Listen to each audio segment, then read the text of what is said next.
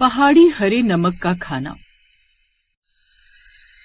उत्तराखंड की ऊंची ऊंची पहाड़ियों के बीच बसा था सुंदर सा गांव चंपाधार। गांव की हवा में एक अलग ही सुकून था। उसी गांव में रहता था हरी, जो गांव में सड़क किनारे एक ढाबा चलाता था जिसका नाम था हरी पहाड़ी हरा नमक ढाबा। उसकी एक बेटी थी गीता, जो एक सीधी सादी मेहनती लड़की थी। वो भी घर का काम निपटाने के बाद अपने बाबा के साथ ढाबे पर हाथ बटाती थी। उनका ढाबा बहुत बड़ा नहीं था, लेकिन जो चीज उसे खास बनाती थी वो था उसका हरा नमक। एक रोज सुबह सुबह जब हरी सिलबट्टे पर नमक, धनिया, पुदीना, हरी मिर्च और लहसुन के बीज पीस रहा था, तभी सामने से ट्रक ड्राइवर भीमा सिंह की आवाज आई। अरे ओ गीता बेटिया, आज भी? समझ गई काका, आज भी 2 पराठे और हरा नमक। हाँ बेटिया, तेरे बाबा के हाथों के बने हरे नमक के बिना तो गाड़ी स्टार्ट ही नहीं होती। भीमा हंसते हुए बोलता है। तभी पास बैठा भीमा का नौकर छोटू बोला, लेकिन क्या बात है काका, आज नमक की खुशबू कुछ ज्यादा ही आ रही है। हाँ बेटवा, आज इसमें गीता बिटिया ने जंगली नींबू भी डाल दिया है, जिससे असली पहाड़ी स्वाद आता है। अरे वाह, फिर तो और भी मजा आ जाएगा।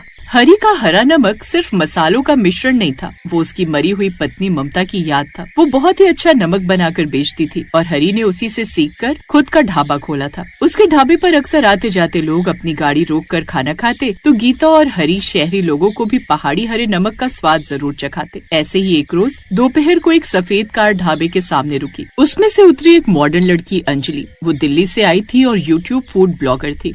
ओ अनुभव, गाड़ी रोको, लगता है यही है वो हरे नमक वाला ढाबा जहाँ प्रीति ने खाना खाया था जब वो यहाँ घूमने आए थे। हाँ, जगह तो वही लग रही है, चलो चलते हैं।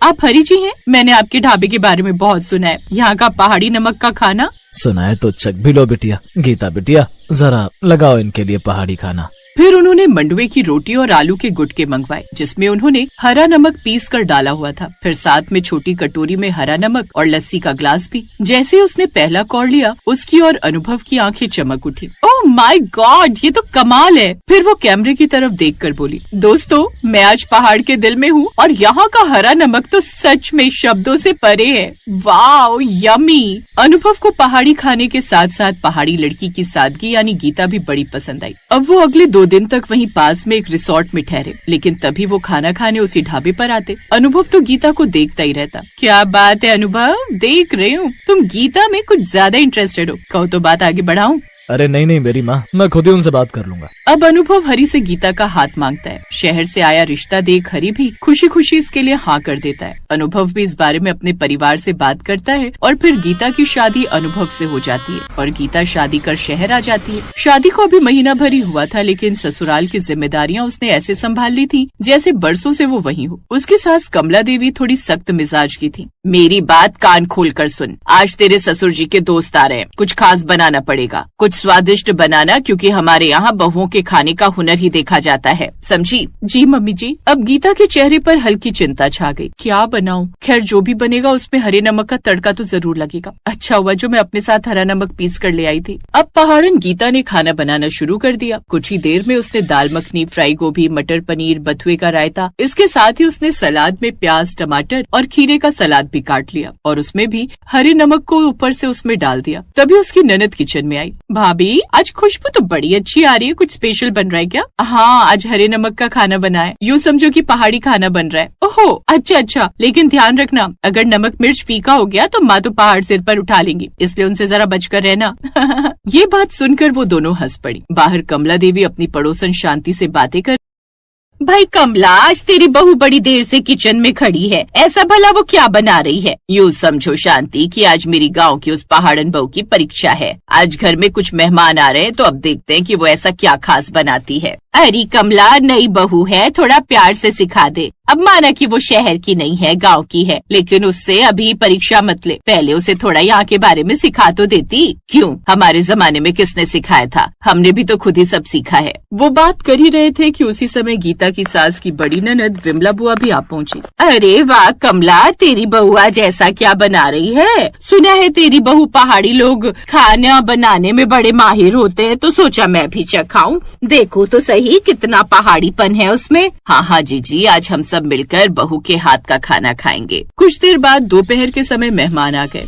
आज बड़े दिनों बाद आना हुआ तुम्हारा। हाँ, हमने तो वक्त निकाल भी लिया। वो क्या है ना, तेरे बेटे की शादी के वक्त हम दिल्ली से बाहर गए हुए थे एक शादी में, इसीलिए आ नहीं पाए। इसीलिए तो सोचा बड़े दिन हो गए तुम सबसे मिले हुए, इसी बहाने तुम सब मेरी नई बहू के हाथ का बना खाना भी खा सको। हाँ, सही कहा। कुछ देर बाद गीता बाहर आई। फिर कुछ देर बाद उसने सबके लिए खाना परोसा। सभी लोग खाना खाने बैठ गए। फिर कुछ देर बाद जैसे ही रामलाल ने पहला खाना खाया, अरे वाह, ये हरा नमक का बना हुआ खाना है ना, जो उत्तराखंड के हरी ढाबे पर मिलता है। इस खाने का स्वाद तो बिल्कुल वैसा ही है। अरे ये मेरी बहू यानी गीता उसी हरी ढाबे वाले की बेटी है क्या? बहू तुम हरी की बेटी हो? जी, मैं उन्हीं की बेटी हूँ और ये सारा खाना मैंने पहाड़ी नमक डालकर ही बनाया है। भाई वाह, जो स्वाद तुम्हारे पिता के हाथों में है उससे कहीं ज्यादा स्वाद है। वाह बहू, शहर में ये हरे नमक का खाना खाकर तो भाई मजा आ गया। सच में कमाल है, बिल्कुल पुराने पहाड़ी स्वाद जैसा। बहू तूने तो शहर में बैठे बैठे गाँव की याद दिलवा दी भाई। हाँ बहू, खाना सच में बहुत अच्छा बना है। ये सुनकर गीता के चेहरे पर राहत की मुस्कान आ गई। चलो ये तो बहुत ही अच्छी बात है, कम से कम सबको ये खाना पसंद तो आया। सभी मेहमानों ने उसके हाथों के बने पहाड़ी नमक के खाने की खूब तारीफ की। फिर सबके जाने के बाद कमला देवी चुपचाप रसोई में आई। बहू, आज तूने मेरा सिर ऊंचा कर दिया। सच कहूँ तो मुझे डर था, पर तूने साबित कर दिया कि तू इस घर की असली बहू है। मेरे बेटे की चॉइस सच में बहुत अच्छी है। इतनी अच्छी बहू तो मैं भी ढूंढ कर नहीं ला पाती। सच में आज नाज है मुझे अपनी इस पहाड़न बहू पर। माँ जी, मैंने तो बस वही बनाया जो मैंने अपने माँ और बाबा से सीखा है। और तेरे माता पिता ने बड़ी ही अच्छी शिक्षा दी है तुझे बेटी। आज से बहू तू बस हरे नमक का ही खाना बनाएगी। हम सबको ये बड़ा पसंद आया। अब कुछ दिनों बाद उनके मोहल्ले में एक मेला लगने वाला था। गीता बहू, हम चाहते हैं कि इस मेले में तुम अपने हाथों के बने हरे नमक का स्टॉल लगाओ, ताकि हम सबको भी तुम्हारे हाथ का बना पहाड़ी हरा नमक का स्वाद मिल सके। ये सुनकर गीता चौंक गई। क्या मैं मेले में? हाँ, देखना ये सबको बड़ा पसंद आएगा। हाँ, मेरी बहू इसमें भाग जरूर लेगी और मैं जानती हूँ इसका बनाया हुआ नमक सबको बड़ा पसंद आएगा। अपनी सास की बात सुनकर अब गीता को भी हौसला मिल गया और फिर मेले में गीता ने बड़े प्यार से हरा नमक बनाया, जिसकी खुशबू से सब उस ओर खींचे चले आए। फिर लोग लाइन लगाकर खरीदने लगे। उस रोज से उसने 30,000 की कमाई कर ली। अब धीरे धीरे गीता का हरा नमक उस मोहल्ले की पहचान बन गया। हरे नमक का असली स्वाद मसालों में नहीं, रिश्तों की मिठास में है। और हर बार जब सिलबट्टे पर जड़ी बूटियां पीसी जाती हैं, तो लगता है जैसे पहाड़ की मिट्टी, हवा और प्यार सब उसमें घुल रहे।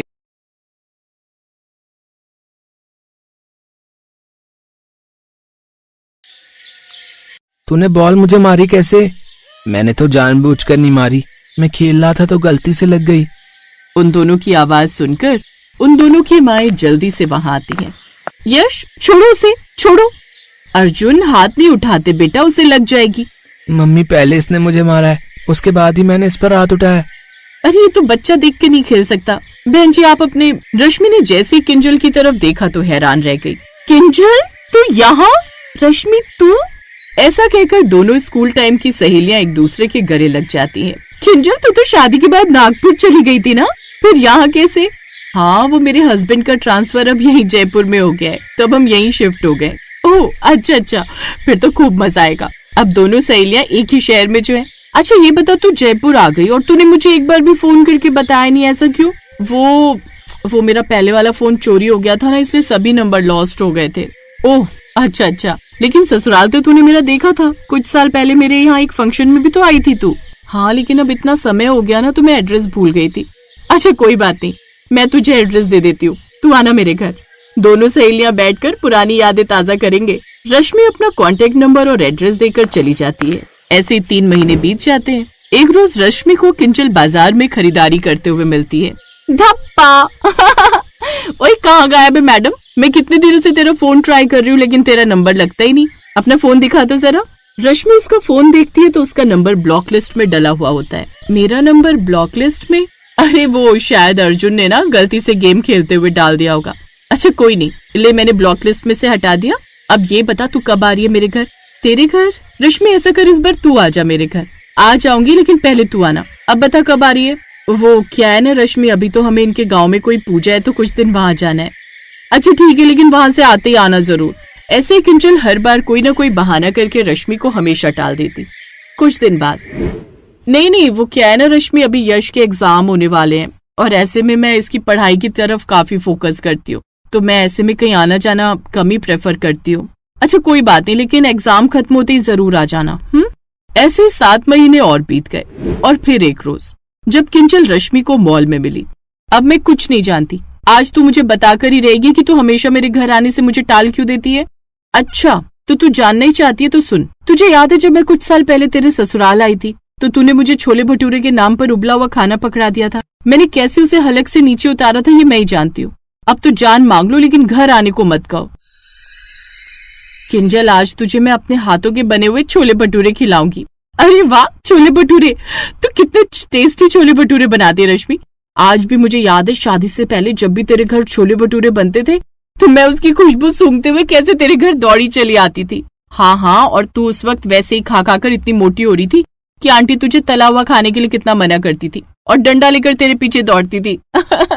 आज तो मैं 4-5 छोले भटूरे ऐसे ही डकार जाऊंगी। हाँ, इसलिए मैंने उसमें हींग भी डाला है ताकि उसे पचाने में आसानी हो। Oh thank you so much. अब तू बस परोस दे, मुझसे तो और सब्र ही नहीं हो रहा। कहीं ऐसा ना हो मैं रसोई में जाकर सारी कढ़ाई खा जाऊं। अरे रुक पागल, बस अभी लाई। ये लड़की बिना बस दीवानी है मेरे छोले भटूरे की। ऐसा कहकर रश्मि रसोई में चली जाती है और कुछ देर बाद डाइनिंग टेबल पर किंजल के लिए भटूरे परोसती है। एक्साइटेड किंजल जैसे ही पहला निवाला अपने मुंह में डालती है तो ऐसा मुंह बनाती है जैसे उसके मुंह में किसी ने कड़वे करेले डाल दिए हो। वाह बहू, क्या छोले भटूरे बनाए हैं। वही तो, ये क्या छोले भटूरे बनाए हैं समझ ही नहीं आ रहा। ऐसा लग रहा है जैसे उबले हुए चावल रख दिए हो और बिना तेल के भटूरे, वो भी बिना मसाले के। अच्छे है ना? हाँ अच्छे बने हैं, लेकिन लगता है तू मेरे आने पर इतनी एक्साइटेड थी कि जल्दी में नमक मिर्च डालना ही भूल गई। अरे नहीं यार, वो मेरे ससुराल में सब फीका खाना खाते हैं ना इसलिए। उस दिन के बाद तो मैंने जैसे कसम खा ली आज के बाद तेरे यहाँ नहीं आऊंगी। अब जान भी मांग ले दे दूंगी पर बाय गॉड खाने पर मत बुला। अरे यार, सरकारी अस्पताल के मरीजों को भी इतना फीका खाना नहीं मिलता होगा जैसा तूने पकड़ा दिया था। क्या करूँ यार, तू तो जानती है मेरे ससुराल में बूढ़े सास ससुर रहते हैं तो उनको यही खाना खाने की आदत है। खैर कोई बात नहीं, एक काम करना, तू इस संडे अपने पति और बच्चों के साथ मेरे घर आ जा। मैं पक्का तुम सबके लिए बढ़िया सा डिनर बना कर रखूंगी। इसी बहाने तेरे हस्बैंड और मेरे हस्बैंड का मिलना जुलना भी हो जाएगा। रिक्वेस्ट है, देखा मना मत करना। अच्छा ठीक है, तू इतना फोर्स कर रही है तो आ जाऊंगी। फिर संडे वाला दिन भी आ जाता है। किंजल अपने पति और बच्चे के साथ रश्मि के घर आती है जहाँ उसने तरह तरह की डिश तो बनाई थी। सबसे मिलने के बाद थोड़ी देर बाद वो सब बातें करने के बाद एक साथ डाइनिंग टेबल पर आ जाते हैं। वाह, दाल मखनी, पनीर की सब्जी, गोभी, अब तो मजा आ जाएगा। लेकिन फिर जैसे ही वो सब उस खाने को अपने मुंह में डालते हैं तो तीनों का मुंह बन जाता है और अर्जुन तो झट से बोल पड़ता है, मम्मी मुझे ये गंदा खाना नहीं खाना, मम्मी मुझे उल्टी हो जाएगी। अरे ये ऐसा उबला हुआ फीका नमक मिर्च वाला खाना खाने के लिए बुलाया हमें यहाँ? ऐसा खाना तो सरकारी अस्पताल के मरीजों को भी नहीं दिया जाता, उन पर भी थोड़ा रहम किया जाता है, लेकिन तुम्हें हम पर रहम नहीं आया जो एकदम ही फीका और उबला हुआ खाना पकड़ा दिया है। किंजल, क्या इस खाने के लिए तुमने हमें सुबह से भूखा रखा था? बोलो। सुबह से लगी हुई थी, सहेली के यहाँ दावत है, वहीं पेट भरकर खाएंगे। एक तो वैसे ही सुबह से भूखा हूं और अब ये ऐसा खाना। चलो अब किसी होटल में चलकर खाना खाते हैं, चलो। अरे अभिषेक जी 2 मिनट रुकिए तो सही।